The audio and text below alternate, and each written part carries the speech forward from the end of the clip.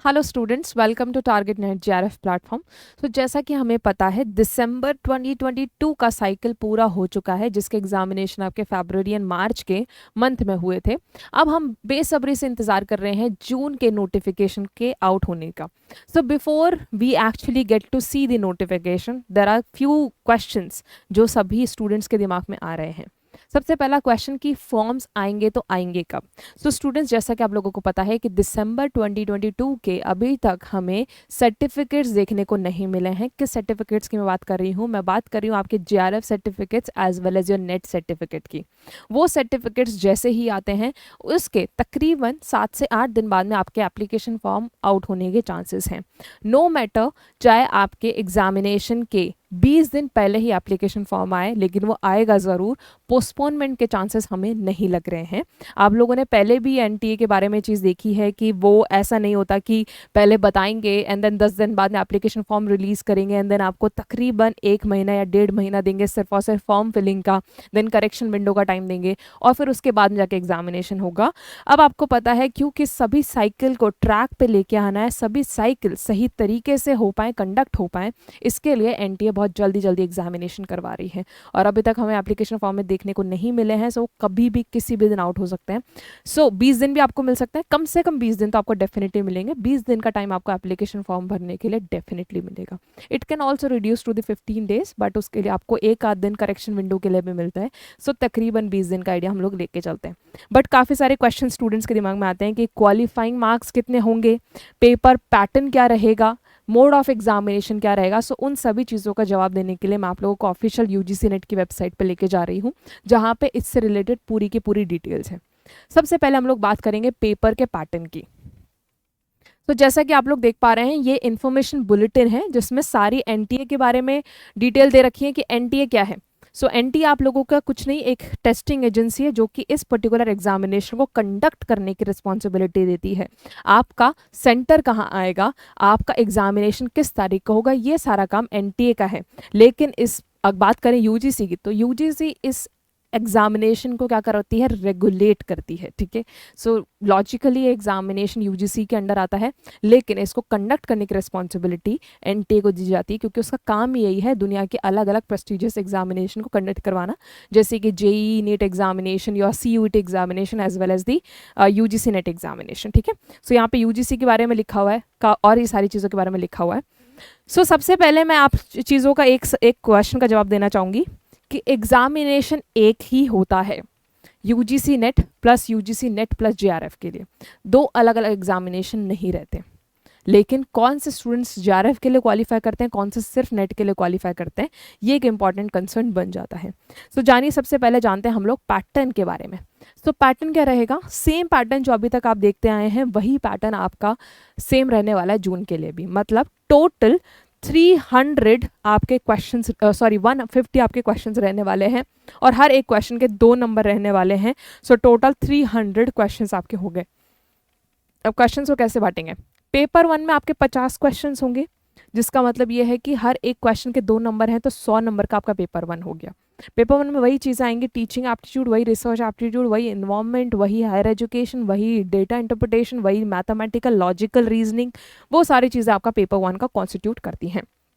Then अगर बात करो आपके पेपर 2 की, पेपर 2 वो है जिसमें आप अपना एक्चुअल में पेपर लिखना चाहते हैं। For example library and information sciences, computer sciences, history, आप लोगों का पॉलिटिकल साइंसेस, मराठी, जिसमें भी आप लोगों का एक्चुअल पोस्ट ग्रेजुएशन हुआ है या फिर आप उसमें पोस्ट ग्रेजुएशन कर रहे हैं, वो आपका पेपर 2 माना जाएगा। उससे रिलेटेड आपके पास में 100 क्वेश्चन आएंगे।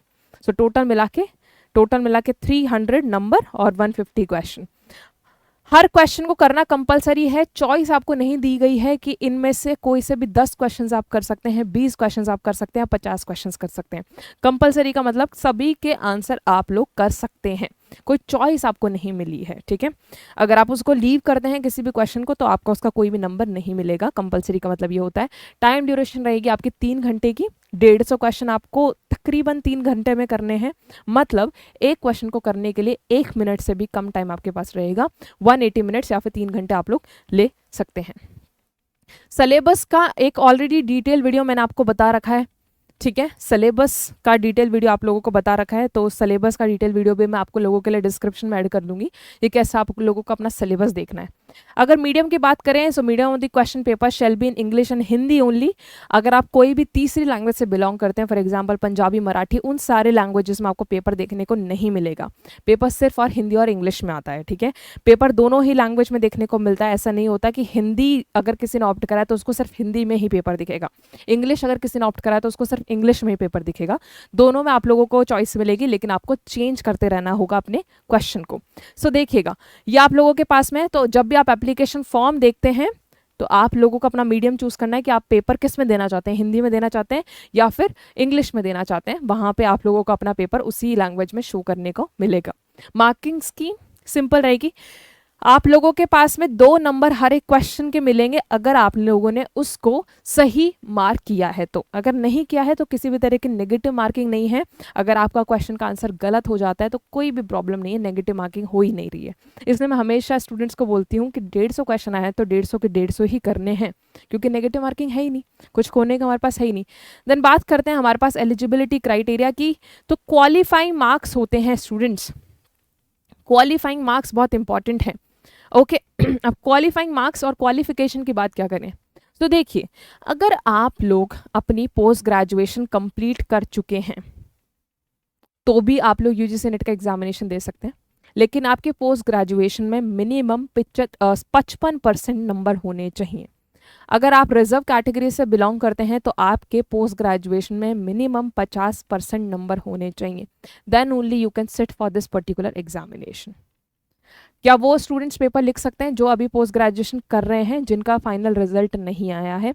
डेफिनेटली वो आप भी पेपर लिख सकते हैं अगर आप इस कैटेगरी में आते हैं तो। For that you should be gaining और you should be acquiring at least 50% marks after your post graduation. So मान लीजिए अगर आप आज अपना एग्जामिनेशन लिख रहे हैं और आपका एग्जामिनेशन क्लियर भी हो जाता है, लेकिन आपकी पीजी अभी तक पूरी नहीं हुई है। सो जब आपकी पीजी पूरी होगी और उसके बाद में अगर आपके 55% नंबर नहीं आए हैं तो आपके नेट के सर्टिफिकेट की कोई वैल्यू रहेगी नहीं। सो 55% या तो पहले लेके आओ या फिर बाद में लेके आओ, लेके वो आने हैं, ठीक है। रिजर्व कैटेगरी के लिए रिलैक्सेशन है 5% का। सो वही चीज़ें यहाँ पे लिखी हुई हैं। अगर आप मास्टर्स डिग्री कर रहे हैं या फिर कर चुके हैं लेकिन रिजल्ट नहीं आया है, ठीक है, रिजल्ट वेटिंग पे, कोई भी स्टेटस अगर आपका है लेकिन आपके नाम के आगे मास्टर्स लिखा हुआ है, चाहे वो परस्यूइंग या फिर कंप्लीटेड वर्जन में है, दोनों ही टाइम पे और दोनों ही केसेस में आप लोग एग्जामिनेशन को लिख सकते हैं। वही सारी बात यहाँ पे लिखी हुई है।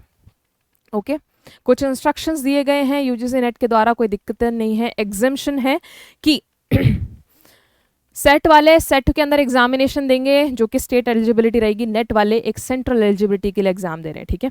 लास्टली मैं बात करना चाहूंगी एज लिमिट की। सो एज लिमिट स्टूडेंट्स पहले 31 ईयर्स थी, लेकिन आपके दिसंबर के सेशन में एज वेल एज जून के सेशन में आप लोगों को अपने जीआरएफ की एज लिमिट 30 ईयर्स देखने को मिलेगी। अगर आप 31 साल के हो गए हैं तो अनफॉर्चुनेटली अब आप जीआरएफ के लिए पेपर नहीं लिख सकते हैं।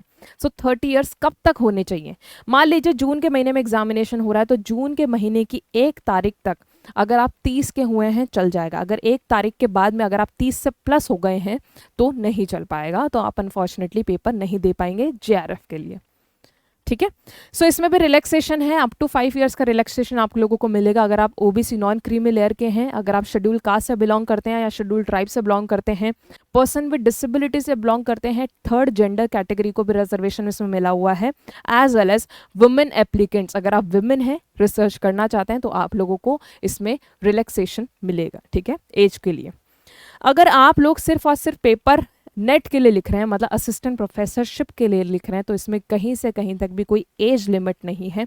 किसी भी एज लिमिट के हैं अगर आपको लगता है मेरी पीजी हुए तो 10 साल हो गए हैं, मेरी पीजी हुए तो 15 साल हो गए हैं, मेरी पीजी हुए तो 20 साल हो गए, कोई प्रॉब्लम नहीं। आप एपी असिस्टेंट प्रोफेसर के लिए तो तब भी आप लोग फॉर्म फिल कर सकते हैं, ठीक है, किसी भी, क्योंकि यार पढ़ाने की कोई उम्र होती नहीं है, ठीक है।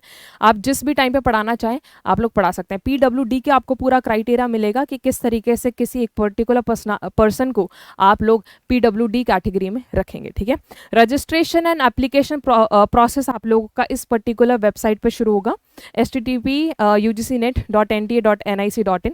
इसके ऊपर आप जाओगे तो आप लोगों को थोड़े टाइम बाद में यहाँ पे एप्लीकेशन फॉर्म भरने का टाइम मिलेगा। जैसे आप लोगों के एप्लीकेशन फॉर्म आउट होते हैं, मैं एक डिटेल में वीडियो लेके आऊँगी कैसे आपको स्टेप बाय स्टेप अपना एप्लीकेशन फॉर्म ध्यान से भरना है, ताकि कल को फ्यूचर में कोई भी आप लोगों की प्रॉब्लम अराइज ना हो।